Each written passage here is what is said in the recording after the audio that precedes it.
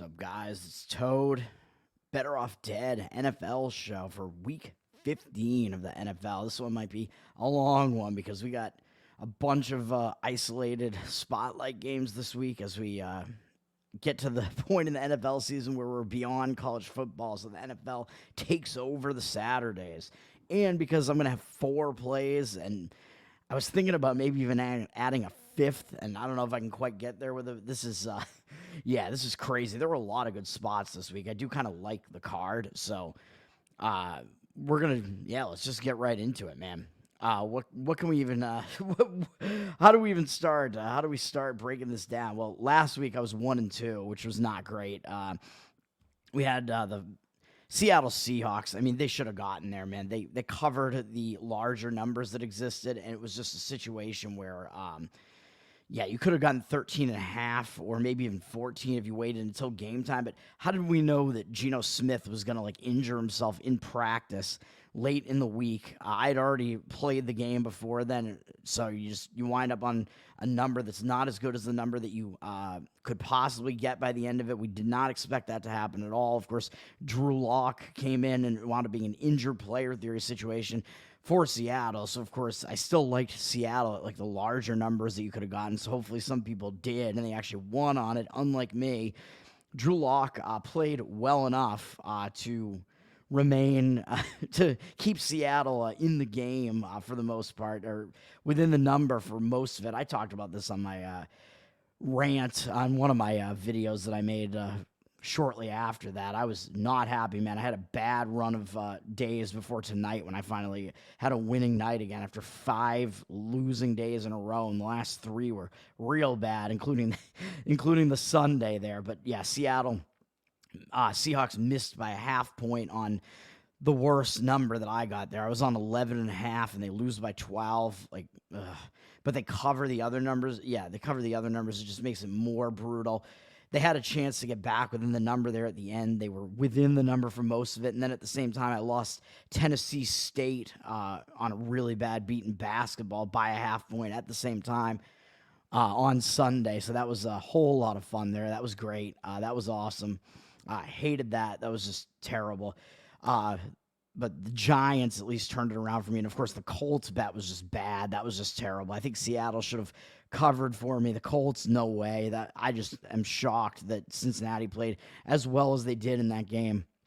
That was just awful. And then at least I got the Giants right, and the Giants played quite well. And I'm going to be mentioning some of these teams again when I break down this week's games. But, yeah, at least the Giants got there and cashed on the money line. So that was at least something, even though I still had a bad day on Monday night as well. At least the Giants came through to sort of make my night a little bit better after, my 0-3 NBA on Monday by a combined 6 points. And I think probably all 3 of those maybe should have covered, or at least could have covered there in the NBA. And Toronto Raptors definitely should have. Don't want to rehash any of that, but let's get into this slate of games, man. I'm shaking my head because this is garbage. We got Thursday night. Look at this. Really? Come on, man.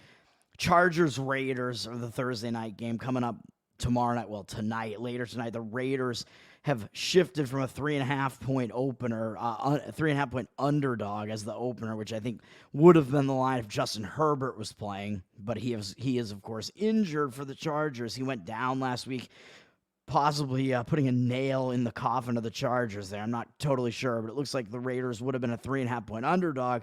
And now because of that, the line has swung all the way to the other side to the point where the Raiders are a 3-point favorite with juice.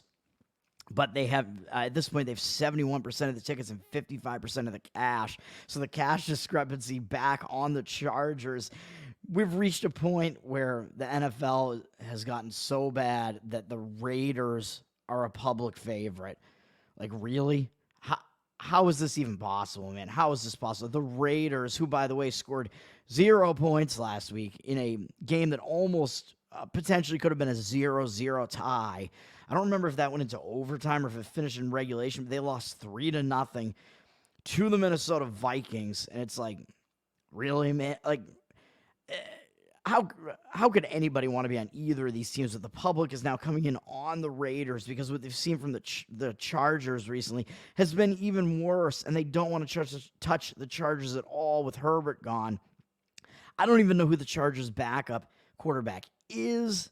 I think he's a guy who went to North Dakota State, maybe I want to say. And of course, yeah, that North Dakota State, man, they have that great quarterback pedigree there. If you want another Carson Wentz, maybe that's what the Chargers have going on there. I have no idea who he even is, but I think this is an injured player theory spot, man, and I would only lean to the Chargers, and it does look like the market is indicating that way as they have the cash discrepancy on them. I think the lines moved too far as a reaction to the Herbert injury.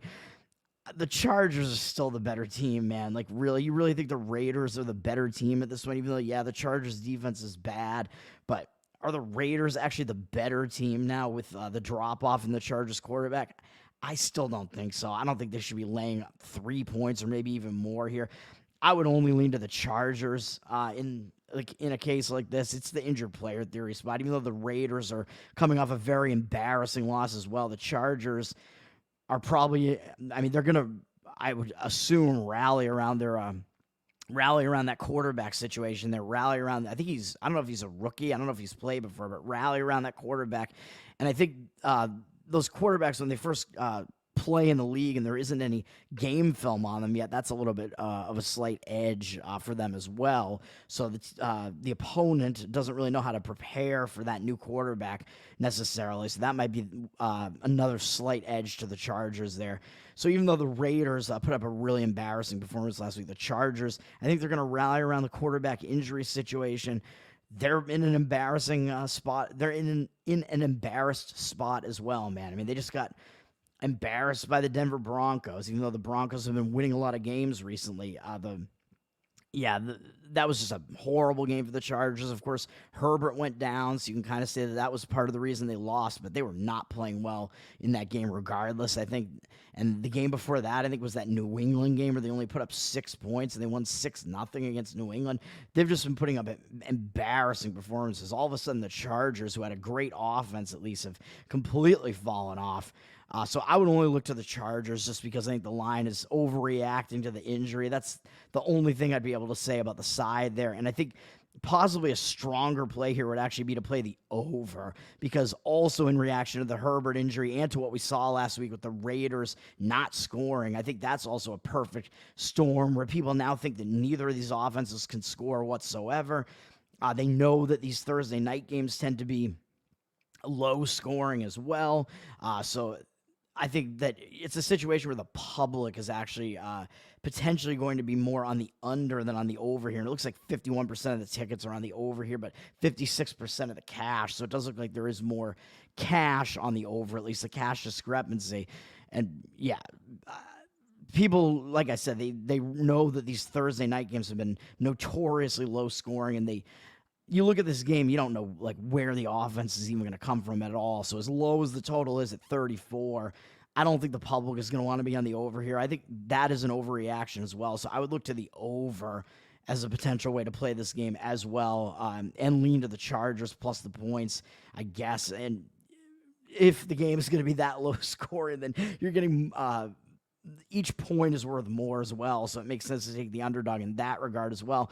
And I think what lends itself to both the Chargers and the over here a little bit is the fact that even though, Thursday night games tend to favor the home team on the short week, they have less time. When you have less time to prepare, the home team, of course, they're used to the venue. They usually have more of an advantage in a game like that. But I think that that's less the case here because the Chargers are familiar with going to play at the Raiders at Las Vegas because they're in the same divisions. They do it every year, even though the Raiders haven't been in Vegas that long. So I think, and it's not that far of a trip for them either. So I think that home advantage there that teams tend to have on Thursday night is a bit mitigated there. And I think because the teams are like kind of familiar with each other, I think that also might also kind of lend itself to more scoring as well, a little bit maybe. So those are the ways I look in that game, but I'm not going to play it, man. I can't play a horrendous, hideous game like that. Going to Saturday, I guess I'll talk about all these games because we have the Saturday spotlight, man. We have a lineup of 3 games on Saturday. First one is Vikings-Bengals. Bengals look like they've gone up from a 1-point dog to a 3-point favorite. And I don't know what has gone into that move, to move it that much on the Bengals. Besides last week, the Bengals looked really good again. The Vikings looked really bad, so I think that's factoring into the line. But I think it could also be, I don't know if the Vikings, if Justin Jefferson is still out or if he's coming back. I'm not really sure about that. And then the Vikings quarterback situation, I think they benched Dobbs. I don't think he's injured. I think they just intentionally decided to switch to Nick Mullins. And I don't know if that's affecting the line as well, but if the Vikings are making that change, you got to think that the Vikings think that that is the move to make. And even though they looked so bad last week, I think the Vikings have got to be the team that is the undervalued team in this one. I would lean to the Vikings, and it looks like the Bengals have 86% of the tickets, but 76% of the cash. So even without Joe Burrow, the Bengals have looked good, and they are the public team, man. Like Jake Browning had like his coming out party against Jacksonville, had that huge game that people saw on Monday night, and then I thought they were in for a big letdown last week, and it didn't happen, and they pummeled the Colts, my Colts, unfortunately, my favorite team. The Bengals, something's got to give, man. They're laying too many points at this point. It's 3. It could go even above 3 with juice here.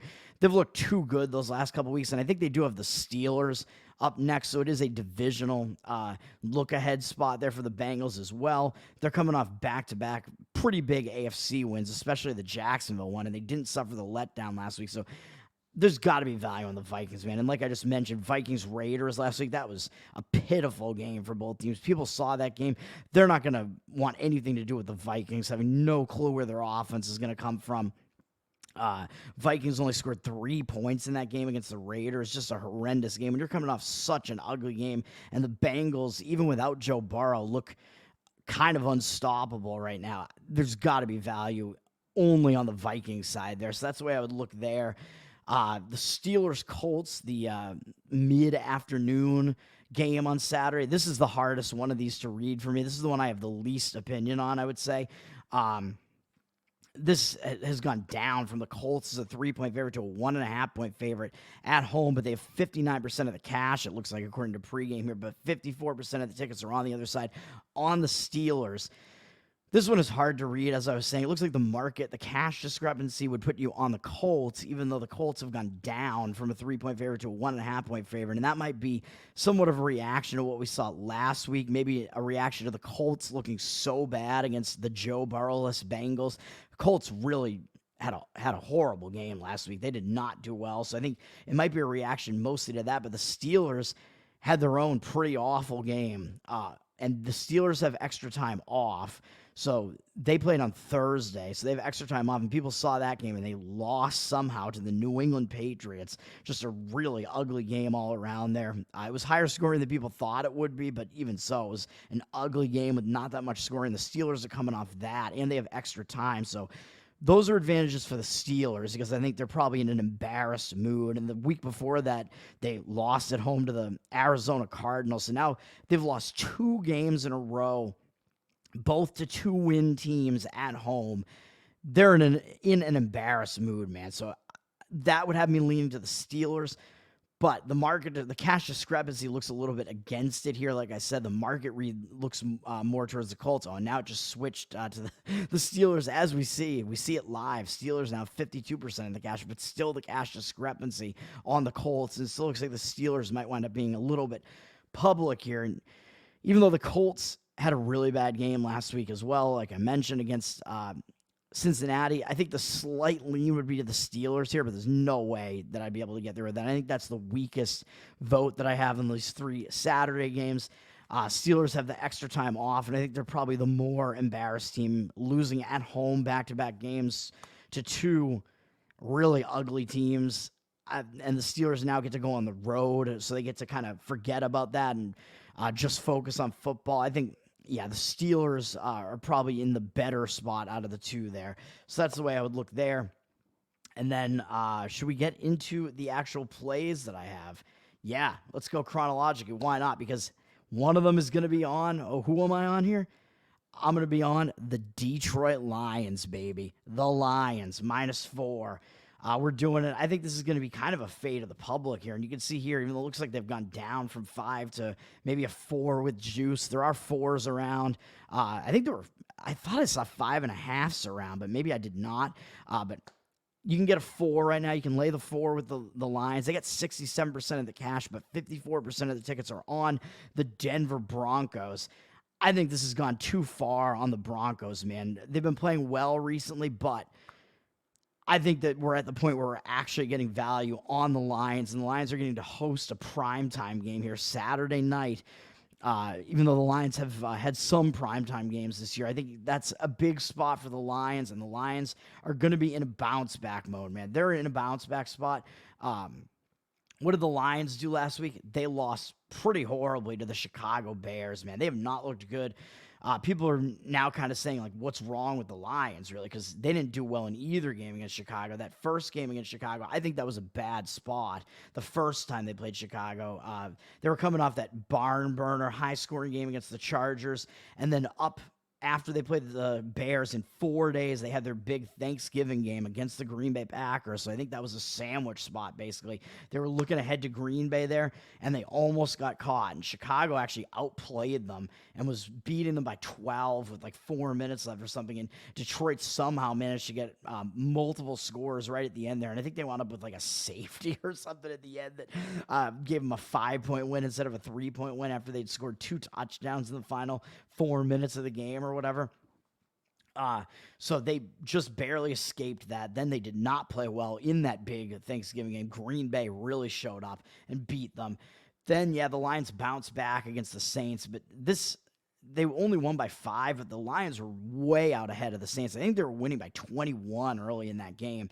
And then they kind of just took their foot off the gas or something. I don't know what the Lions did there, but that final score doesn't look that good, but the Lions did kind of dominate that game at New Orleans. So, that was a better game than the final score looks for the Lions, I would say. And then last week, kind of a tough spot because it was a second straight road game for the Lions, and Chicago was kind of playing with revenge-ish, I guess, even though you might say, well, maybe the Lions should have been focused there because Chicago almost beat them in their own house a few weeks prior to that, maybe. But the Lions, clearly they were not that focused because they played a pretty bad game and they lost in Chicago. And now they got to be in a bounce-back mode, man. The Lions, I think they might be in an angry mood. That's an embarrassing loss. And even though they probably have their division pretty much wrapped up at this point, they do have the next closest competitor in the division in Minnesota up next as well. But I don't think that's going to be that much of a look ahead. I think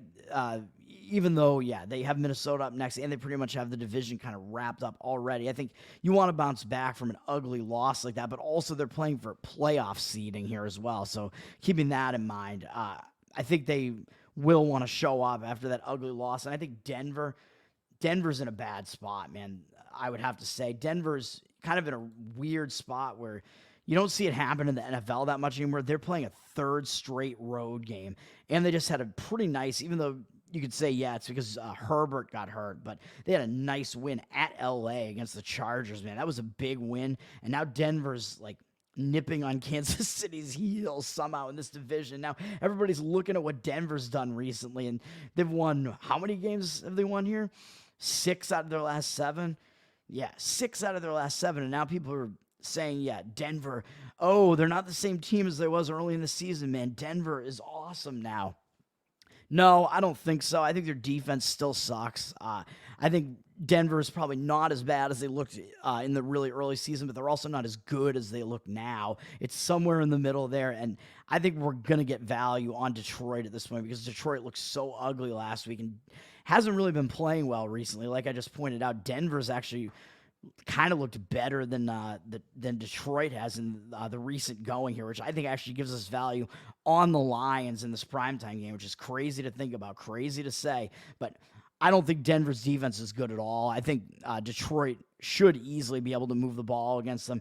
Detroit, I think in some of those games they were turning the ball over too much, and I don't think that's going to be as much the case against Denver, even though Denver has Denver, on the other end, I mean, they have been kind of thriving off of some mistakes by the opponents, turnovers by their opponents. So I don't know. You could say that maybe that means that they will turn Detroit over, but I don't really think so. I think Detroit's going to show up focused off of a bad, ugly loss. Denver, they've looked too good. This is their third straight road game, like I said, and I don't think they had a bye mixed in there either.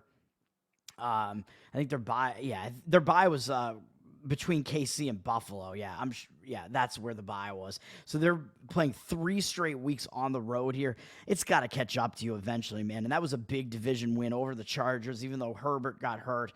I think it's a bad spot for Denver, as I've said.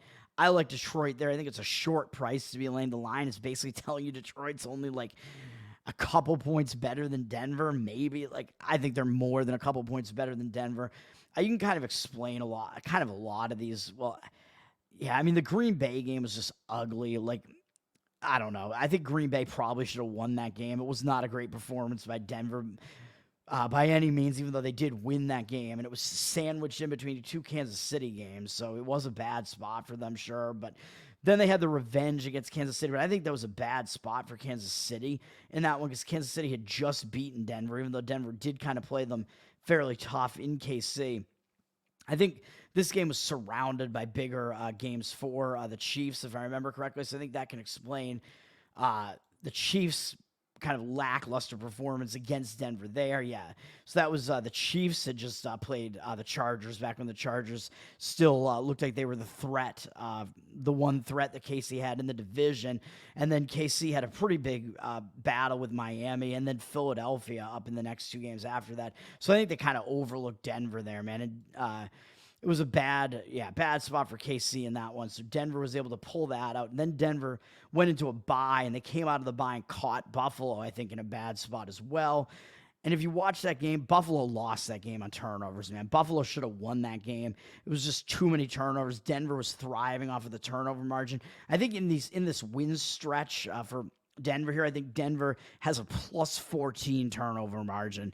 And it's just something that's not really sustainable. I just don't think they can sustain that. And then, that game against Minnesota, I don't think that's really that impressive. I think when they beat Cleveland was dealing with like quarterback injuries, and I think it was just kind of a little bit of a rough spot for Cleveland there. I don't even know. Then they lost at Houston, and then they had that game. Yeah, as I said, they won against the Chargers, where the Chargers lost Justin Herbert in that game. So you can kind of explain away like some of these wins that Denver has there as maybe not as good as they actually look. And Buffalo was in a bad spot when they played them as well. They were coming out. Denver was coming out of the bye when they played Buffalo, and Buffalo, what were they doing? Buffalo was coming off that tough primetime game against Cincinnati, at least. So I think that was kind of a bad spot for them, even though it was another primetime game for them. But Denver, like I said, they wound up winning that game on like turnovers, basically. So I like the Lions. This is taking me way too long to talk about one game here. This is not good. I got 4 plays. Let's keep it going, man. The next play is going to be, this is one of the toughest ones to take, probably. Houston plus 2.5. I just have to do it because I like the spot. This is, we're moving into Sunday now, early Sunday slate. This is Texans-Titans. It's more of a fade of the Titans than anything else. So the Titans have flipped from a 3.5 point dog as where it looked like it was probably going to open to a 2.5 point favorite. It looks like it might even hit 3, maybe if you wait. Might be able to get Houston plus 3. They got 77% of the cash, but 68% of the tickets. So I don't know about that. It looks like the Titans have the cash discrepancy on them, but they're going to be the public team. And the reason this line has shifted so much is because of the CJ Stroud injury. So I think this line is at least factoring in the unknown there because CJ Stroud went down in the Texans game last week. He's in concussion protocol, and I don't think he's practiced yet this week. So it's up in the air whether or not he's going to play. I think if he's able to practice, I think he's actually going to wind up playing. But I would lean towards thinking that he's probably not going to play in this game. And I think the line might be kind of indicating that he's not going to play. The Titans' backup is Davis Mills, I think is who their backup is. And he's a guy who has played the Texans' backup, the Texans' backup, Davis Mills. He has played some games for them before. So I don't believe that he's a rookie. I think he has played in past seasons for them. I think he's been in the league for a couple of years, so he's a guy who at least knows their system, and he's been around a little bit, and there still isn't that much game film on him because he hasn't played that much. But if Stroud is not going to play, that puts Houston in the injured player theory spot here, and I think the line is overreacting to that because this line is getting up to a point where it's almost saying the Titans are actually the better team over the Texans. I really don't see that being the case, even though, yeah, the Texans have been all about like CJ Stroud, and now they lost Tank Dell as well. So they might be without Stroud in this game, and they're going to be without Dell. But the wide receiver issue is less of a concern. I mean, they still have some good receivers on that team. Their offense has been good, but this is mostly about the spot, man. So, yeah, I think it's an injured player theory spot to take the Texans here, and I think the line is overreacting to Stroud being out, but I think it's also overreacting to what we just saw, man. Excuse me. This is a bad spot for the Titans. It's a spot where you want to look to go against them almost immediately. Looking at what they just did, they came off a tough divisional game against Indy where they probably should have won the game, and they wound up losing in overtime, I believe, to Indy after I think they scored first in overtime. They scored a field goal, and then they gave a touchdown to Indy, and that was the game where Tennessee outplayed the Colts and probably should have won that game. And then what did we just see Tennessee do? On Monday night, while the Giants were pulling off that upset for me, Tennessee pulled off a monster upset at Miami on Monday night. And that was a game where Tennessee was in that game pretty much the whole time until Miami scored 2 touchdowns like really quick in the fourth quarter. And I think there must have been a turnover involved for Tennessee there. I don't know what happened, but all of a sudden it went from 13-all to Miami being up 27-13. I don't know how that happened that quickly, but then Tennessee was down, so they were down 14, and they were down 14, I think, with like 3 minutes left in the game. And I think the stat was that no team since 2016 in the NFL had overcome a 14-point deficit in the final 3 minutes, which it's the NFL. It seems like it's not that crazy to score 2 touchdowns and at least maybe send it into overtime or something and then win the game. But I guess it did not happen since 2016 until Tennessee actually did it. They pulled off, the unthinkable as a gigantic underdog. It looked like Miami was just going to put it away there. Miami scored twice in a minute there to turn what was like a really close game with Tennessee. Miami actually having not led the entire way to Miami having a 14-point lead. And it looks like it's game over now. And then Tennessee scored twice in the final 3 minutes, and they went for a 2-point conversion on the first one and got it to cut it to 6. So then if they were to score again, they were gonna be kicking an extra point to win the game, and that is exactly what happened. And Derrick Henry, who had gone down in that Colts game, actually was healthy, and he actually played in this game for the Titans. But either way, that was a huge win for the Titans, a monster upset, a double-digit upset on the road, on prime time. Everybody saw it. Now people are going to look at that and want to play the Titans here, man, because of what they just saw last. Huge win for the Titans. And when you pull off an upset like that and the way that they did it, scoring 2 touchdowns in the final 3 minutes like that, which was kind of a historic thing to witness in the NFL, this is a letdown spot for the Titans, man. Then you got the Texans.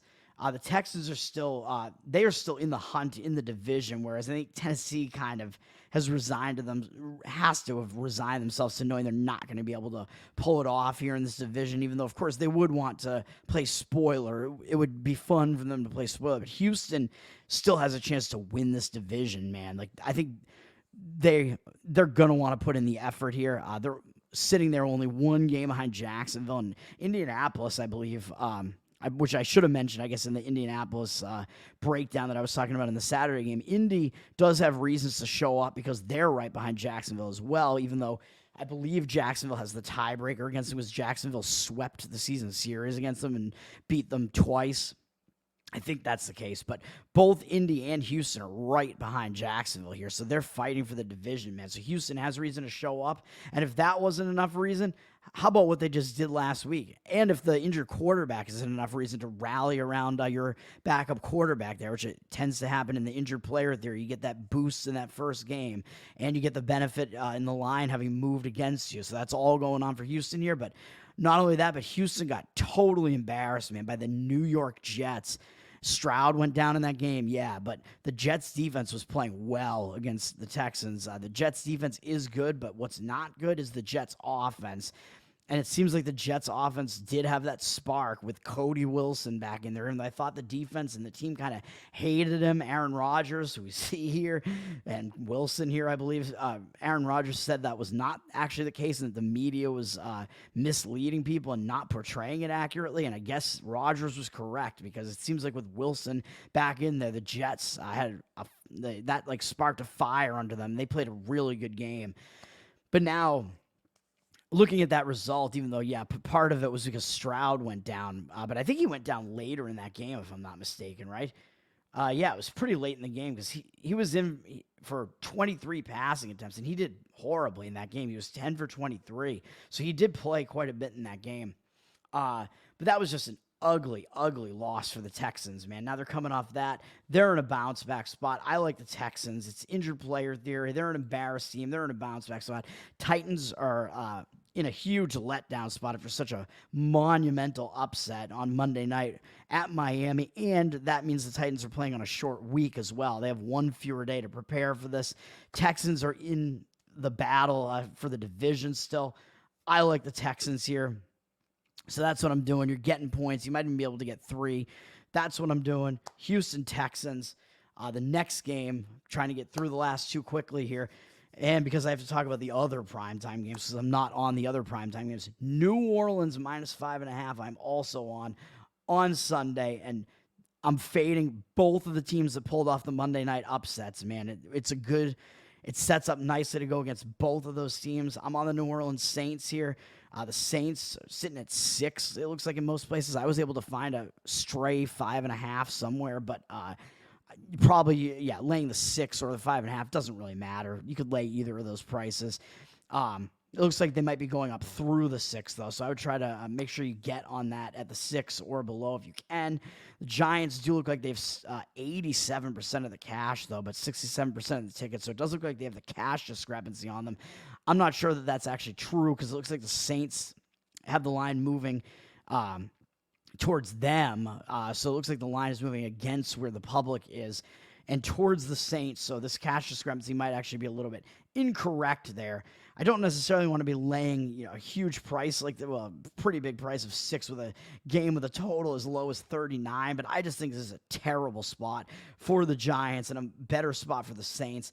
The Giants, just like with the Titans, the Giants are on a short week and they're in a letdown spot, man. They just pulled off the upset, man. It was the game I was on. I told you I was on it. Green Bay was in a terrible spot. So Green Bay was coming off a huge primetime win as like a 6.5 point dog against Kansas City, where Jordan Love had like his best performance of his career. So Green Bay then went into this game against the Giants in a letdown spot coming off of that game.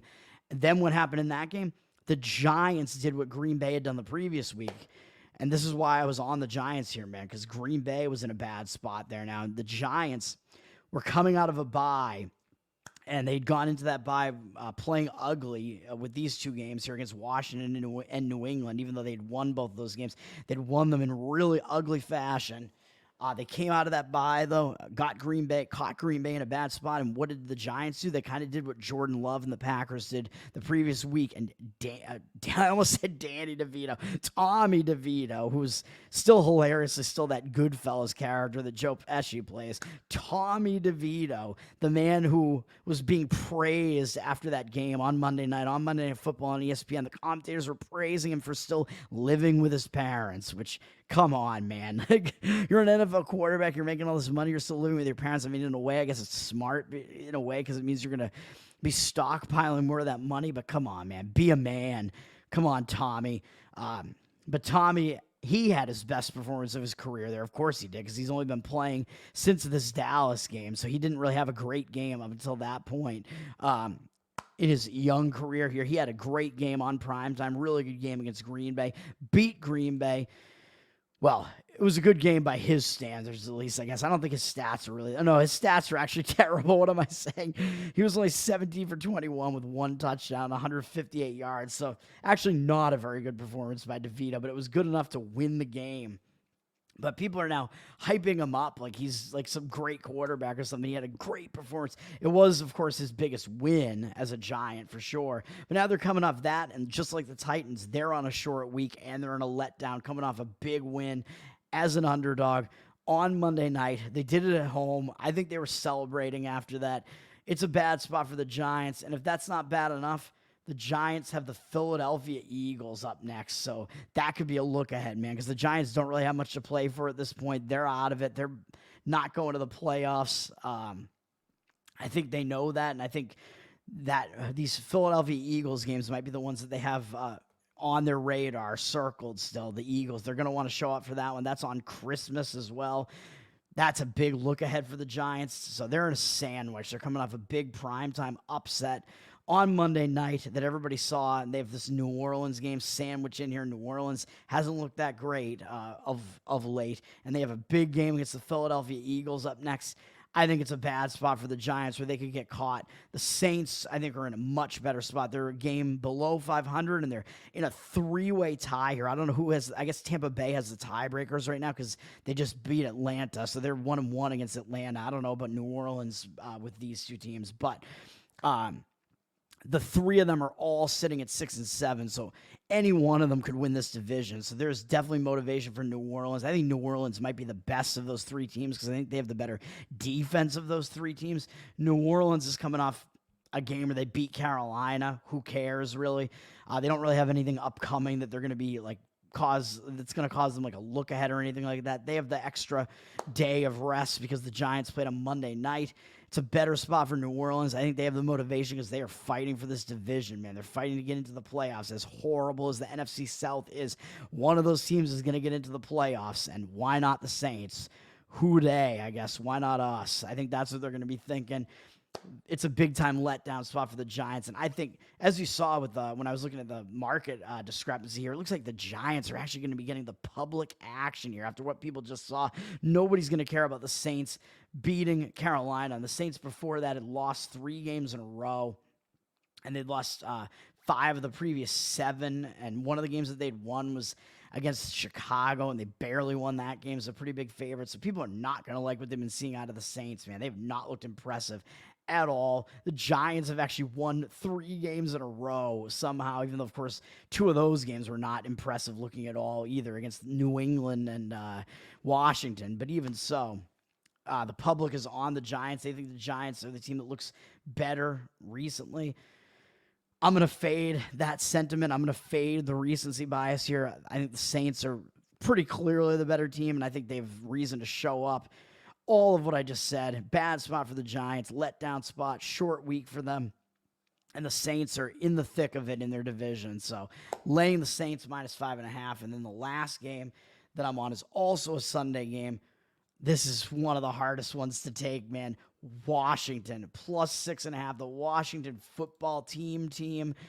This is a spot where I think it's a positive for Washington and a negative for the Rams, man. The Rams are at 6.5. They have 91% of the cash, but 81% of the tickets. I don't know about that cash discrepancy on the Rams. I think the Rams are absolutely at least going to be the public team here, so that's what I'm fading. I'm fading the public sentiment on the Rams.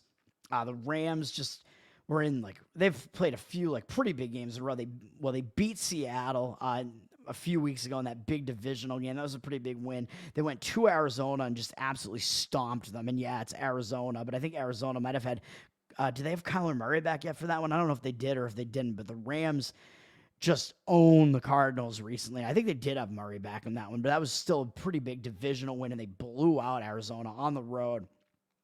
Came back home in what was maybe not the best spot for them, and they won again and beat Cleveland, beat the Browns, and put up 36 against the Browns defense. But I think that score is kind of misleading there because that was a close game and it was a much lower scoring game than the final. Makes it look pretty close to the end. The Rams reeled off 2 touchdowns right near the end. One of them was kind of like a garbage time touchdown. Cleveland kind of just fell apart right near the end there. So that was a much closer game and a lower scoring game than what that final makes it look.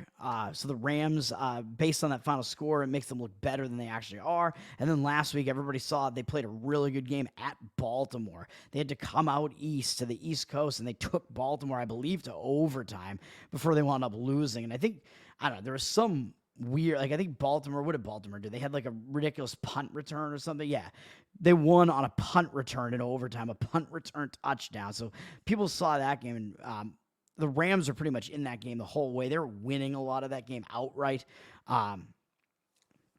Big performance for the Rams. That was a tough, like whenever you play the Ravens, it's going to be like a pretty tough, like physical game as well, I would say. So coming off that, it's a bad spot for the Rams, man, I would say. And they get to face like a pretty lowly Washington team after this stretch of games. I think the Rams look too good at this point. They had that really tough game against Baltimore. Now they're coming back home, having to fly back out west, which even though, yeah, of course they're flying back home, so they're familiar with being home, but even so, it's like, going from East Coast to West Coast is actually, I think, worse than the reverse in the NFL because I think it fucks with your biological clock more, although I think it would be worse if it was a night game, as I always say, because then you're playing like really late. Like your biological clock is adjusted to the East Coast time zone. Now this game is going to be like you're playing like later at night than you actually are. So it kind of messes with you. And then Washington, as far as what they have going on, they're coming out of a bye, and they went into the bye having lost 4 games in a row, and 3 of them were ugly.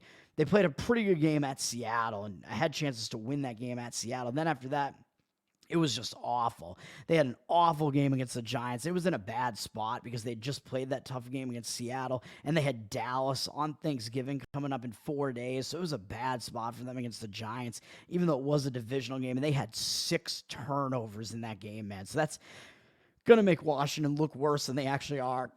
They probably should have won the game against the Giants. It was just, when you're -6 in turnovers, you're not going to beat anybody. But if you're -6 in turnovers and you only lose by 12, and that was only because the Giants had a pick 6 at the end. So Washington was -5 in turnovers before that and only going to have lost the game by 1 score. And when that's the case, you've like outplayed your opponent. And you lost that game entirely on turnovers. And a -6 turnover discrepancy, you should be beating your opponent by like 20-something, 30-something points, but that was not what the Giants did. So that Washington actually played better in that game than it looks. It was just all those turnovers. Then they just got housed, which everybody saw that by the final score. They got housed on Thanksgiving by Dallas, but that was actually a 14-10 game with a couple minutes left in the third quarter, and Dallas just went crazy in the fourth quarter. But Washington was hanging in that game for almost the entire game, and the final score makes it look way less close than it actually was. Like I said, Washington was down 4 with not that much time left in the third quarter before Dallas did score a touchdown right at the end of the third quarter there, and then they put up 25 more or whatever in the fourth quarter, which is ridiculous. But that game was closer than the final score indicated as well. And then Washington had a blowout loss again to Miami at home. So now they go into the bye off of all that, a 4-game losing streak where they've looked ugly. They've been turning it over all over the place. They've been losing by blowout final scores. The cure for that has got to be a bye week, man. When you go into a bye that ugly, you're going to want to come out of it and show something. Like, you don't want to be that embarrassed. So I think it's a good spot for Washington to regain some focus. I think the bye comes at a decent time for them late in the season where you need to heal up. You need to bounce back. You need to do something, man, off of those bad losses.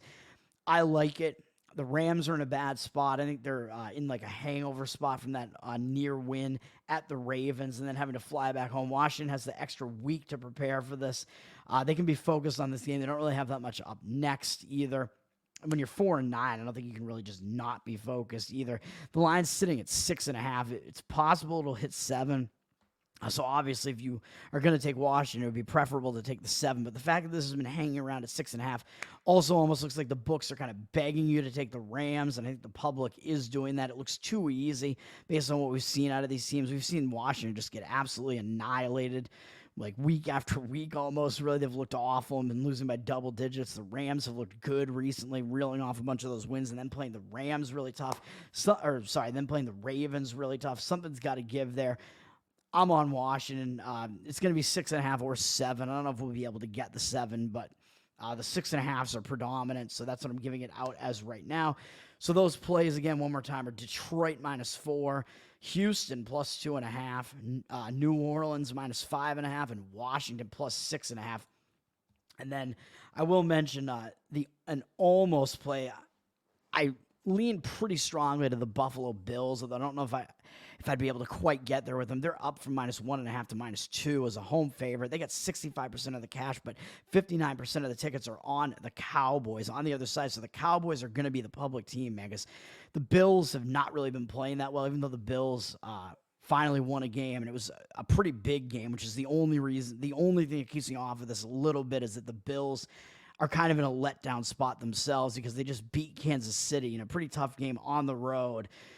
But people are going to be complaining about that game and saying that the Bills shouldn't have won, which might motivate the Bills a little bit more in this one because I think they want to basically win in the game on that weird call against Kansas City saying that they had an offensive player lined up offsides, which was true. I think they actually had 2 offensive players that were lined up offsides, like past the line of scrimmage. Like, I think it was the right call, even though it's a stupid thing to decide a game, really. But it was Kansas City's stupidity. Like, they actually did commit those penalties. So I don't know what you want to say about that, but the call was correct against Kansas City there. So maybe that will motivate the Bills a little bit because people are saying, well, maybe they shouldn't have won that game. But it was still a big win for the Bills and a pretty hard-fought game. They beat Kansas City, man, which is almost like one of those wins where it's like you get over the hump a little bit because Kansas City they've both been playoff teams in the AFC, and they've become kind of AFC rivals. But Kansas City has had the upper hand over the Bills and have been making it further every year than the Bills have. So that is still a big win for the Bills. So it is possible that they'd be in a letdown mode a little bit, but the market looks like it is pretty strongly indicating on the Bills, and I do still lean to the Bills because I don't think you're going to be totally unfocused when you have the Dallas Cowboys coming into your house and you're fighting for the playoffs still because the Bills have not been playing well this season. They've been losing a lot of games that maybe they shouldn't have lost, which like that Denver one that I mentioned earlier, where it was mostly all like turnovers on the Bills that cost them that game. But the Bills have looked ugly in a bunch of spots this season, which I think gives us value on the Bills because I think it makes the Bills look worse than they actually are. I think they're probably one of the top like several teams in the NFL, and their record doesn't make it look like they are. And now because they've played not great for that stretch this season, they're fighting to get into the playoffs. It looks like they're not going to be able to win their division. It looks like Miami will. So Buffalo's fighting to get into the playoffs. They got a lot of motivation because of that, I would say. So even though they are in a letdown spot and that factor keeps me off of the Bills just a little bit, they do have those reasons to still be motivated because it is the Cowboys and the Bills are fighting to get into the playoffs still. Cowboys, of course, are in a monster letdown spot, man. They just beat the Philadelphia Eagles. Huge win for the Cowboys. If they had lost that game, they'd be like almost locked into a wild card basically because the Eagles would have had a 2-game advantage on them, and they'd have like the double tiebreaker against them because they would have beaten the Cowboys twice, and they would have had, I think, a 3-game lead in the division. So that was like almost a must win for the Cowboys there, and they did it. They won, and they won convincingly. They kind of blew out the Eagles. They won like very decisively. So it's a major letdown spot for the Cowboys. As much of a letdown spot as it is for the Bills here, which keeps me off of actually playing it, it is more of a letdown spot for Dallas. It's a monster letdown spot coming off the revenge win, big divisional win, possible playoff preview win over the Eagles. Now you're going for a road out-of-conference game. It's not a very good spot for the Cowboys, and you have to go. Cowboys play in Texas in a roofed stadium, and now they have to go out play on the road, exposed to the elements in Buffalo. And I don't know how cold it's going to be there, but not the best spot for the Cowboys at all. In fact, it's a pretty bad spot for the Cowboys. So I do lean fairly strongly to the Bills there as an additional lean there, I would say. And I'll just mention quickly, I think the Bears are kind of in a letdown spot because they pulled off that big win over Detroit that I mentioned. The Bears are a 3-point underdog at Cleveland. Bears have 51% of the tickets on them, but 56% of the cash on the Browns. So somehow it looks like the Bears are getting some of the public tickets there, which is weird to me. I don't know why the public would be on the Bears, who are still pretty clearly the worst team and have the worst record out of these two, and the worst defense of the two, because the Browns, even though they have quarterback issues, they're rolling with Joe Flacco now at this point, and he hasn't looked that bad.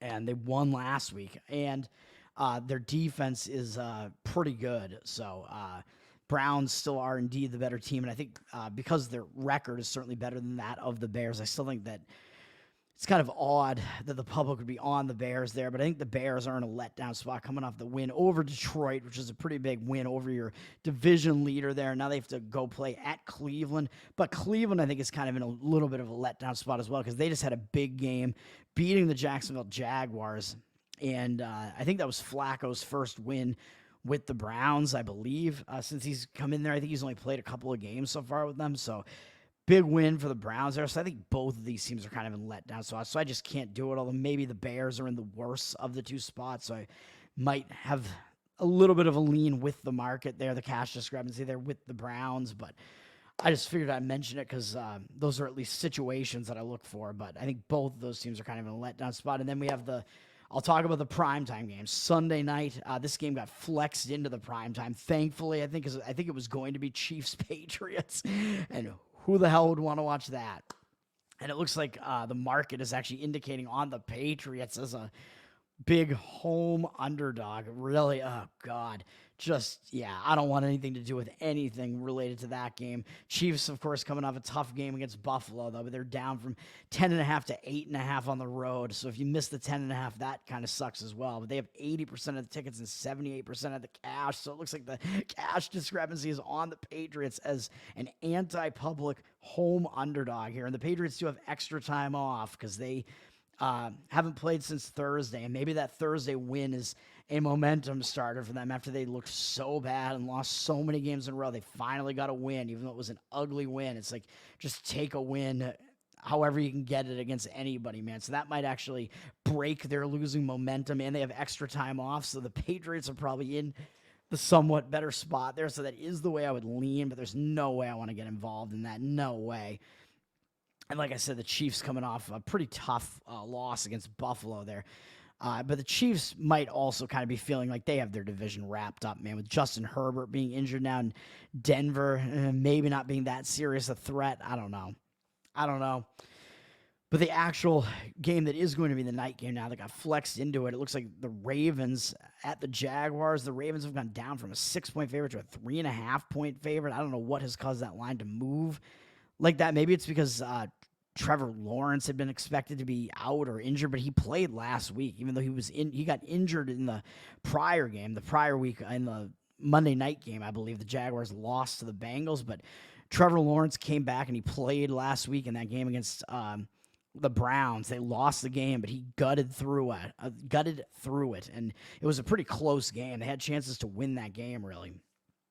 So Lawrence is going to play, so I don't know if that was factoring into the Ravens being -6. I don't think there's any way the Ravens would be a 6-point favorite at Jacksonville with Trevor Lawrence playing. I don't think so. The 3.5 seems like that would be where it would be. Lawrence, I assume, is playing in this game because he played last week. Ravens have 59% of the tickets on them, but 53% of the cash on the Jaguars. And I guess it looks like maybe the line is moving down on the Ravens a little bit. That is the way I would look as well. I would agree with the cash discrepancy and where the market is headed, and agree with taking another one of those primetime home underdogs in the Jaguars. I think people are going to look at what happened recently, man. The Ravens had that tough win, pretty big win, I guess. I mean, it was a tough game over the Rams. People saw that. They liked that the Ravens are scoring a lot. That looks good. They like what they've seen out of the Ravens recently. Jaguars, maybe not so much, because the Jaguars have lost 2 straight games. Now, we saw that game on Monday night, but again, Trevor Lawrence went down in that game, but it was late in the game. They didn't play well against the Bengals, and they got caught, and the Bengals upset them, and then the Jaguars lost again against the Browns last week in another close game where Lawrence was probably not 100%, and the Browns do indeed have a good defense, and that was still a pretty tough game like gritty game, I would say. So even though it was a tough game, I think Jaguars have got to be the team that has the value there because they've lost 2 straight, and the Ravens have looked like the better of the 2 teams, which the line is telling you the Ravens are the better of the 2 teams. And I think people maybe don't think that the Ravens are this much better than the Jaguars, even though I think that might be the case. It might be the case that the Ravens are like one of the top teams in football, actually, whereas the Jaguars are, I don't think, quite at that level. But in this spot, I think the Jaguars would be the team that makes sense to be on there, getting the points at home. Because the Ravens, well, like as I mentioned, the Ravens are coming off a pretty, looking pretty good and scoring a lot of points against the Rams, and the Jaguars have lost 2 straight. So it's kind of the way I look there, but that would not be a strong lean at all. And neither is the Monday night game, which is Eagles-Seahawks. Eagles down from 4.5 to 3.5 with juice, so maybe maybe it's like a 4 consensus kind of there on the Eagles as a road favorite at Seattle with 75% of the tickets, but only 68% of the cash on the Eagles.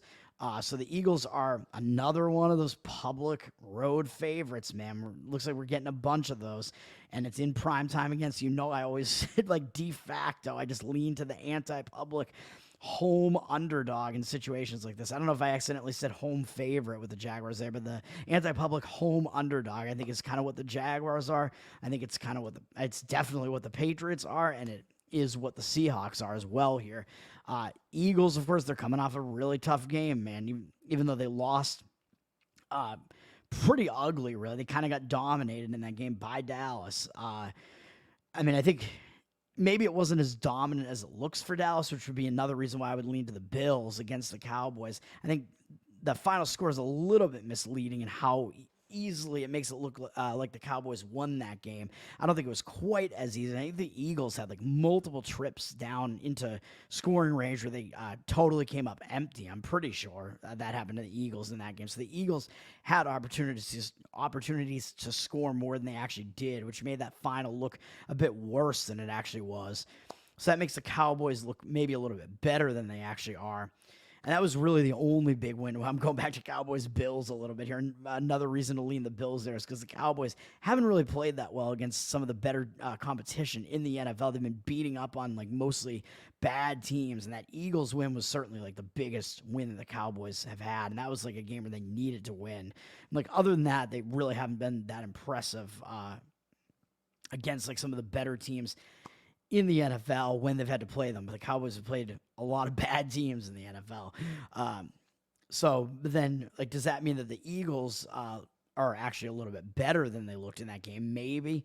But I think that's still, like, that might even be like a reality check type of game there where you have a big game like that, it gets built up so much, and it's supposed to be a close game, and you lose pretty badly. Sometimes that hangs you over, and it doesn't result in a bounce-back scenario. It results in more of like a hangover type of effect, and that might be the case here with the Eagles. Seahawks, I don't know what's going on with their quarterback situation. I think Geno Smith is probably playing in this game. Because I think this is probably about where the line would be if he was. Because he had San Francisco as a 6.5-point favorite at Seattle on Thanksgiving night. So I think Eagles being about 3.5 with Geno Smith playing, I guess, would kind of make sense given that. San Francisco maybe being a couple points better than the Eagles, I would say. Well, they kind of proved that they are when they just whopped the Eagles, which was a game that I was on. Yeah. So I think this line is indicating Smith is playing, but then you could say maybe that's a reverse injured player theory now, and yeah, it kind of is. So Smith is going to come back after he didn't play last week. And maybe you could say the Seahawks kind of rallied around Drew Lock in that game. They played fairly tough and came within at least the bigger numbers against the 49ers, but not the number that I had, thanks to that late in the week injury there after I'd already played the game. Great.